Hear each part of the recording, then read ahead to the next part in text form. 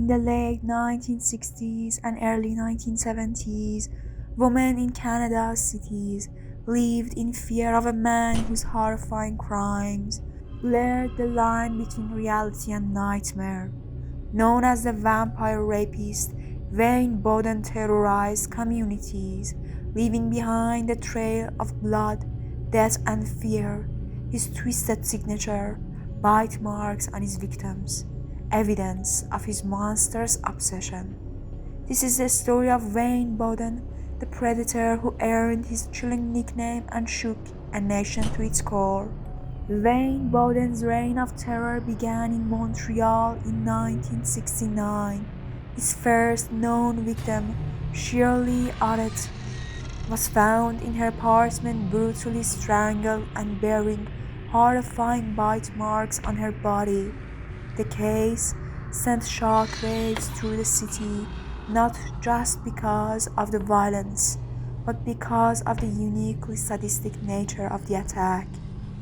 Over the next 2 years, Boden claimed at least 3 more victims. His modus operandi was consistent. He charmed his way into women's lives with his good looks and soft demeanor, only to reveal his true nature in the dead of night. The bite marks he left behind were so vicious that they became his grim trademark, earning him the nickname the Vampire Rapist. Montreal was gripped by fear as women avoided walking alone and parents warned their daughters to stay vigilant. Boden's attacks were calculated, his ability to elude capture frustrating investigators and heightening public paranoia. Boden's crimes extended beyond Montreal and a trail of death leading to Calgary. His next victim, Elizabeth Ann Portes, was a teacher found strangled in her apartment in 1971. The bite marks on her body confirmed that the vampire rapist had struck again. The investigation intensified as police worked tirelessly to track Boden down. His pattern of targeting women he had recently met provided investigators with a crucial lead. He often frequented social circles where he could quickly charm his victims. The break in the case came when Boden struck again, leaving behind not just physical evidence, but also a witness who had seen him with his final victim.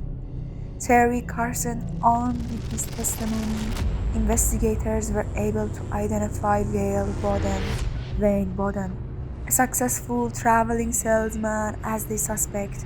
Boden was arrested in 1971 and forensics evidence played a key role in his conviction. The bite marks he left on his victims became a pivotal piece of evidence, marking one of the first cases in Canada where forensics odontology bite mark analysis was used in court. He was convicted of 4 murders and sentenced to life in prison. During his trial, the full extent of his depravity was laid bare, shocking even seasoned investigators. His charm and outward normalcy had hidden the darkness within, making his crimes all the more terrifying.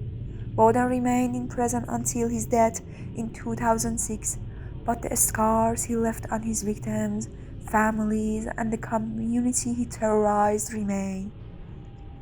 Boden's gruesome crimes and the horrifying signature he left behind earned him a place among Canada's most infamous killers.